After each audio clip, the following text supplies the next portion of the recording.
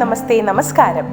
നല്ല ചൂട് ചോറിൻ്റെ കൂടെ കഴിക്കാൻ പറ്റിയ ഒരു ടേസ്റ്റി ആൻഡ് ഹെൽത്തി ചീര അവിയലാണ് ഇന്ന് അമ്മ പരിചയപ്പെടുത്തുന്നത്. ചീര കൊണ്ട് തോരൻ എല്ലാവരും ഉണ്ടാക്കാറുണ്ടാവും. എന്നാൽ ചീര അവിയൽ എല്ലാ സ്ഥലങ്ങളിലും അത്ര കോമൺ ആണെന്ന് എനിക്ക് തോന്നുന്നില്ല. അമ്മയുടെ വീട്ടിലെ ഒരു സ്ഥിരം ലഞ്ച് മെനു ആയിരുന്നു ചീര അവിയൽ. അമ്മ എപ്പോഴും അതിനെക്കുറിച്ച് പറയാറുണ്ട്. അമ്മയ്ക്കും അമ്മയുടെ സിസ്റ്റേഴ്സിനും ഒക്കെ ചീര അവിയൽ എന്ന് കേട്ടാൽ ഒരു പ്രത്യേകം തരം നൊസ്റ്റാൾജിയാണ് അനുഭവപ്പെടാറുള്ളത്. അപ്പോൾ നമ്മുടെ ചാനൽ സബ്സ്ക്രൈബ് ചെയ്യാത്തവർ പറയേണ്ട കാര്യമില്ല, സബ്സ്ക്രൈബ് ചെയ്യുക. അമ്മയുടെ ഈ ഹെൽത്തി ചീര അവിയൽ കാണാം. അവിയൽ ഇഷ്ടപ്പെട്ടാൽ ഒരു ലൈക്കും കമൻറ്റും പിന്നെ ഒരു ഷെയറും ചെയ്യാൻ മറക്കരുത്. ആദ്യം തന്നെ ഒരു ഇടികല്ലിലേക്ക് ഒരു 1/2 ടേബിൾ സ്പൂൺ സാദാ ജീരകം ചേർത്തിട്ട് ഒന്ന് നന്നായിട്ട് പൊടിച്ചെടുക്കാം. ഇതിപ്പം നന്നായിട്ട് പൊടിഞ്ഞ് കിട്ടിയിട്ടുണ്ട്. ഒരു 4 പച്ചമുളക് ഒന്ന് മുറിച്ചിട്ട് അതും ഇതിലേക്ക് ഇട്ടിട്ട് ഒന്ന് ചതച്ചെടുക്കാം.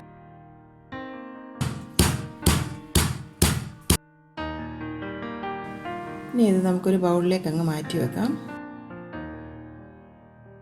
ഇനി കൂടാതെ ഒരു 10 ചെറിയ ഉള്ളി അതും കൂടി ഇതുപോലെ ഒന്ന് ചതച്ചെടുത്ത് മാറ്റി വെക്കാം. ഇനി ഒരു മിക്സർ ജാറിലേക്ക് ഒരു അരമുറി തേങ്ങ തിരുമിയതാണ്. ഏകദേശം ഒരു 1.5 കപ്പുണ്ട് കേട്ടോ. അത് നമുക്ക് ജാറിലേക്ക് ചേർത്ത് കൊടുക്കാം. ഇതിപ്പം വെള്ളം ചേർക്കാതെ ഈ ഒരു പരുവത്തിൽ ഒന്നങ്ങ് ക്രഷ് ചെയ്തെടുത്തിട്ടുണ്ട്. ഒന്നങ്ങ് അരച്ചെടുക്കണം, അത്രേ വേണ്ടൂ. ഇനി നമുക്ക് ചീര അവിയൽ തയ്യാറാക്കാം. ഞാനിന്നിപ്പോൾ ഒരു കൽച്ചട്ടിയിലാണ് ഇത് തയ്യാറാക്കുന്നത്.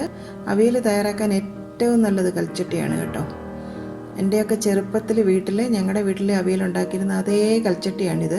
ആ ഒരു കൽച്ചട്ടി എൻ്റെ വീട്ടിലിരിപ്പുണ്ടായിരുന്നു. അപ്പം ഞാനത് നന്നായിട്ട് വൃത്തിയാക്കിയെടുത്ത് അതിൽ തന്നെ ഇന്ന് ചീര അവിയൽ തയ്യാറാക്കാമെന്ന് വിചാരിച്ചു. ഈ ഒരു ചട്ടിക്ക് ഇപ്പോൾ എത്ര പഴക്കമുണ്ടെന്ന് നിങ്ങൾക്ക് ഊഹിക്കാവുന്നതേ ഉള്ളൂ അല്ലേ. ഈ ഒരു ചട്ടിയിൽ തന്നെ ഇന്ന് അവിയൽ ഉണ്ടാക്കുമ്പോൾ ഒത്തിരി നൊസ്റ്റാൾജിയാണ് കേട്ടോ.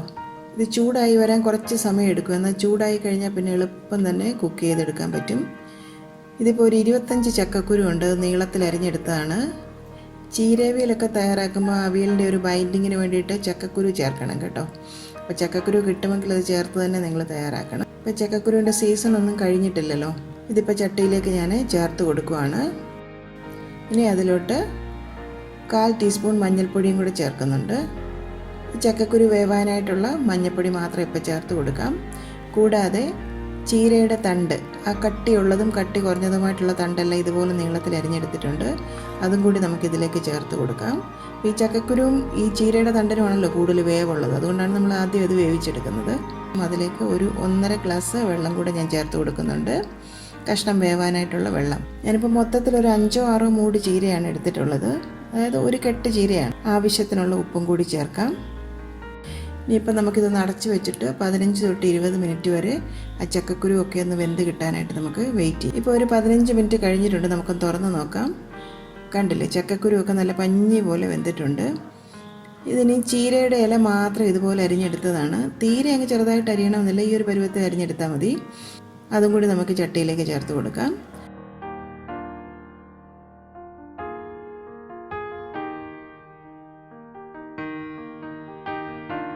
ആവശ്യത്തിനുള്ള ഉപ്പും കൂടി ചേർക്കാം. ഇനി ഒരു മീഡിയം പീസ് വെള്ളരിക്ക, അതും ഇതുപോലെ നീളത്തിൽ അരിഞ്ഞെടുത്തിട്ടുണ്ട്, അതും കൂടി ചേർത്ത് കൊടുക്കാം. അതിലേക്ക് ഒരു ചെറിയ മാങ്ങ നീളത്തിൽ അരിഞ്ഞതാണ്, പുളിക്ക് ആവശ്യമായിട്ട് അതും കൂടി നമുക്ക് ചേർത്ത് കൊടുക്കാം. ഒരു 1/2 ടീസ്പൂൺ മഞ്ഞൾപ്പൊടിയും കൂടി നമുക്ക് ചേർത്ത് കൊടുക്കാം. 1/2 ടീസ്പൂൺ സാദാ മുളക് പൊടിയും കൂടെ ചേർക്കാം. ഇനി നമ്മൾ ആ ചതച്ച് വെച്ചിരിക്കുന്ന പച്ചമുളകും ജീരകവും ഇതിലേക്ക് ചേർത്ത് കൊടുക്കാം. ഒരു ടേബിൾ സ്പൂൺ വെളിച്ചെണ്ണ കൂടി ഒന്ന് തൂക്കി കൊടുക്കാം. ഒരു 2-3 തണ്ട് കറിവേപ്പിലയും കൂടി ഇട്ട് കൊടുക്കാം. ഇനി ഇതൊന്ന് അടച്ച് വെച്ച് കഷ്ണങ്ങളൊക്കെ ഒന്ന് വെന്ത് വരാനായിട്ട് നമുക്ക് വെയിറ്റ് ചെയ്യാം. ആ മാങ്ങയുടെ പുളിയൊക്കെ ഒന്ന് അവിയലിലേക്ക് ഇറങ്ങി വരണം. ഇത് കണ്ടില്ലേ, ഈ അടപ്പ് ഇപ്പം എൻ്റെ ചെറുപ്പത്തിൽ വീട്ടിൽ ഉപയോഗിച്ചിരുന്ന ഒരു അടപ്പാണ്, സ്റ്റീലിൻ്റെ ഒരു അടപ്പ്. ഇതെല്ലാം എനിക്ക് നൊസ്റ്റാൾജിയാണ്. എല്ലാം ഞാൻ പണ്ട് ഉപയോഗിച്ചിരുന്ന സാധനങ്ങൾ ഉപയോഗിച്ചാണ് ചെയ്യുന്നത്. നാട്ടിലാണെന്ന് ഞാൻ പറഞ്ഞില്ലേ. ഇപ്പോൾ ഒരു 10 മിനിറ്റ് കഴിഞ്ഞിട്ടുണ്ട്, നമുക്കൊന്ന് തുറന്ന് നോക്കാം. കഷ്ണങ്ങളൊക്കെ വെന്ത് വന്നിട്ടുണ്ട്. ചക്കക്കുരു വേവുന്ന താമസമേ ഉള്ളൂ, ബാക്കി വെള്ളരിക്കായും മാങ്ങായും ഒക്കെ പെട്ടെന്ന് തന്നെ വെന്ത് കിട്ടും.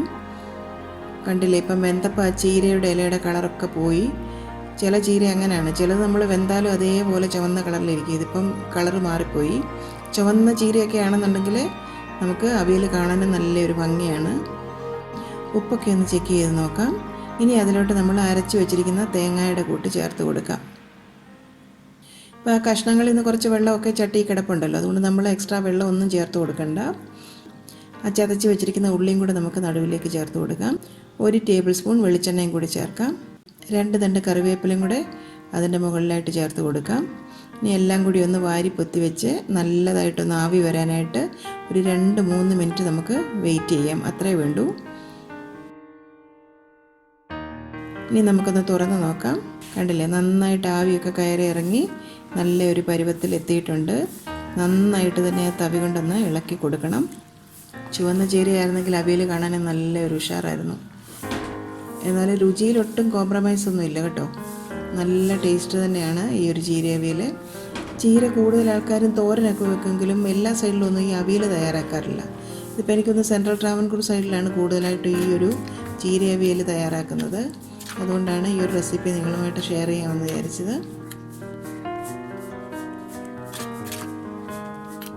ഉപ്പൊക്കെ ഒന്ന് ചെക്ക് ചെയ്ത് നോക്കാം. പുളിയും ഉപ്പും എല്ലാം നല്ല പെർഫെക്റ്റാണ്, നല്ല കറക്റ്റായിട്ട് വന്നിട്ടുണ്ട്. ഒരു 1/4 ടീസ്പൂൺ വെളിച്ചെണ്ണയും കൂടെ ഫൈനലായിട്ട് അതിൻ്റെ പുറത്തേക്ക് ഞാനൊന്ന് തൂവി കൊടുക്കുന്നുണ്ട്. ഒരു 2 തണ്ട് കറിവേപ്പിലയും കൂടെ അതിൻ്റെ പുറത്തായിട്ട് വെച്ച് കൊടുക്കാം. ഇനി നമുക്ക് ഫ്ലെയിം ഓഫ് ചെയ്യാം. കൽച്ചട്ടി ആകുമ്പം കണ്ടില്ലേ, ആ ചൂടിലിരുന്ന് ഇങ്ങനെ തിളച്ചുകൊണ്ടേയിരിക്കും. നമ്മുടെ സ്വാദിഷ്ടമായ ചീര അവിയൽ ഇപ്പോൾ തയ്യാറായിട്ടുണ്ട്.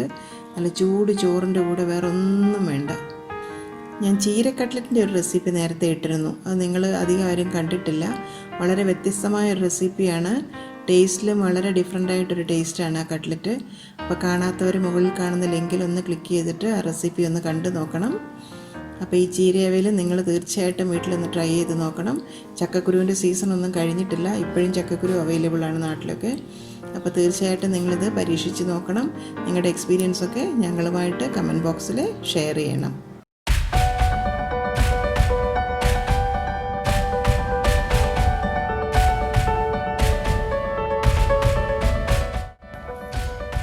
എൻ്റെ അമ്മയുടെ ഇന്നത്തെ ഈ റെസിപ്പി നിങ്ങൾക്ക് ഇഷ്ടമായെങ്കിൽ ഈ വീഡിയോ നിങ്ങൾ തീർച്ചയായും ലൈക്ക് ചെയ്ത് ഷെയർ ചെയ്ത് ഞങ്ങളെ സപ്പോർട്ട് ചെയ്യണം.